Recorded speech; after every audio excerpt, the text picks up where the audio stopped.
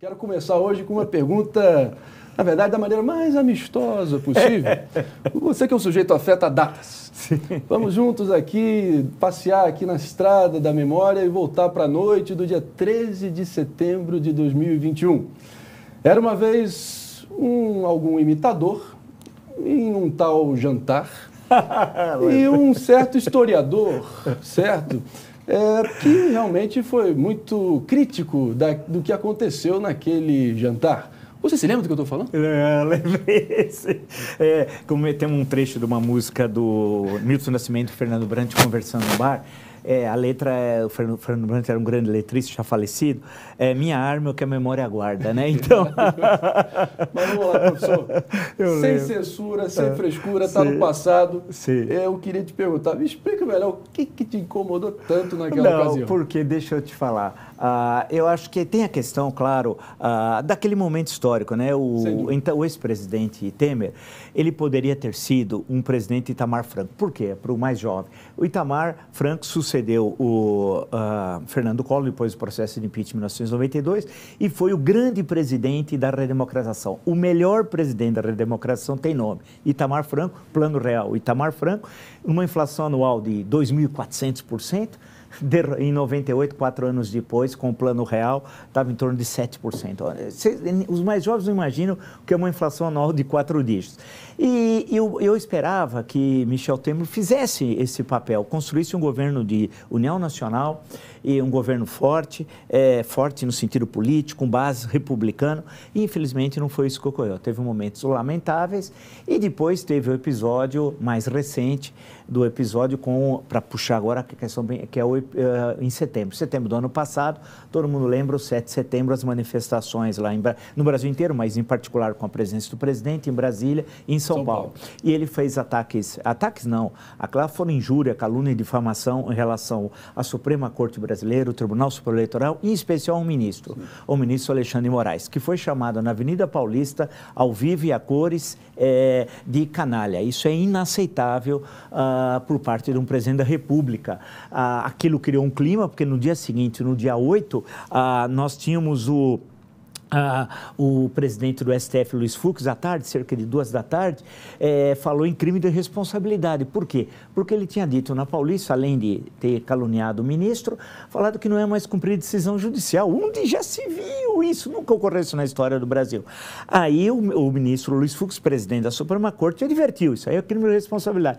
Criou-se, se tivesse partidos muito ativos, ligados no destino histórico do nosso país, seria a hora de entrar com processo de impeachment, uma articulação, né, rápida. Não, demoraram, no dia seguinte, dia 9, veio aquela cartinha meia ginasiana, vamos chamar assim, ginásio para os mais novos, seria o Fundamental 2, tá? É só para explicar, que muitas vezes eu esqueço para que momento histórico eu estou falando. E aquela carta, que era uma coisa inacreditável, ele foi a Brasília, o ex-presidente Temer, e o presidente da República assinou aquilo, e deu um breve telefonema, inclusive a divergência sobre o conteúdo, porque ele disse que falou certas coisas e o ministro Alexandre de Moraes disse que ele não disse aquilo. E eu acredito no ministro e não nele. Então, e aquilo deu a ideia de que não, ele voltou atrás em relação à conspiração. Não, ele continua conspirando contra o Estado Democrático de Direito. Bolsonaro quer uma ditadura no Brasil. Mas é isso que eu me deparei com aquela situação, inclusive você falou do teor ginasiano da cartinha. Eu lá para as tantas fui colocado, eu percebi, logo detectei que eu estava na cabeceira, falei, nossa, vai ter que acontecer isso, não é possível. E lá para as tantas eu disse, essa cartinha aí é do Michelzinho, que deve ter escrito essa cartinha aí, porra. Foi o Michelzinho que escreveu. Mas aí eu me pego, professor, se coloca no meu lugar. Eu não era para ter saído, aconteceu o que aconteceu, provocou uma hecatombe nas mídias sociais. Eu volto para casa, tranquilo, sereno. Um jantar pode ser apenas um jantar, eu posso te afirmar isso. E eu estou lá para as tantas e ainda é praxe, eu boto antes de dormir, entre algumas lives eu coloco a sua. Obrigado. Eu faço isso há quase uns 2 anos, por que não? E aí, no dia seguinte, no meio daquele vendaval todo, eu estava segurado no rabo da vaca do Twister, já viu aquele filme? Você imagina aquela repercussão? Aí eu me deparo com o senhor, assim, me dilacerando, é o rei da cocada preta, que estava com aquele elemento criminoso.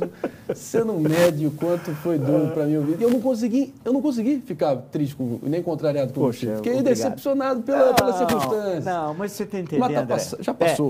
Também era um momento de muita tensão. Sem dúvida, sem dúvida. E você estava lá, fez uma piada, coisa também do seu papel também lá. Todo mundo esperava que você fosse fazer alguma coisa do gênero.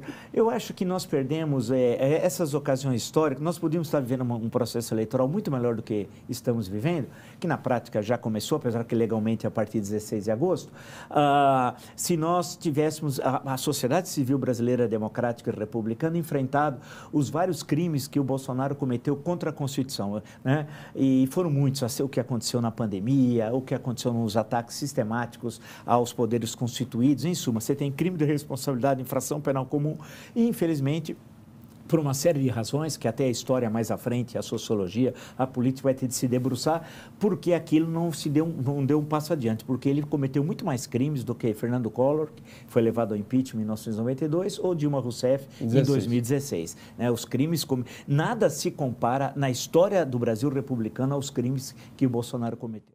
Você acaba de assistir a um corte do nosso André Marinho Show. Para assistir a entrevista completa, na íntegra, acesse o nosso canal no link na descrição. Seguimos juntos.